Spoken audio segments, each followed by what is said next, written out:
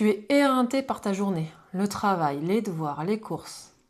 Mais ta mère passe à l'improviste pour voir les enfants. Elle arrive avec un petit cadeau. Tu n'avais pas envie de recevoir, tu étais fatigué, tu avais prévu une soirée calme. Mais elle est là. Les enfants sont si contents, elle dit qu'elle ne reste pas longtemps, juste le temps d'un coucou. Alors, tu laisses faire. Sur le moment, tu gères, tu souris, tu dis qu'il faut que tu sois moins rigide et que tu t'adaptes. Tu repousses ton propre besoin à plus tard. Et puis la soirée passe.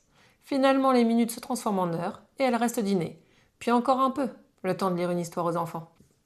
Et plus tard, quand la porte se referme enfin, quand le calme revient, il y a cette lourdeur diffuse, cette tension dans le corps et cette pensée confuse. Pourquoi je me sens mal alors qu'il ne s'est rien passé de négatif?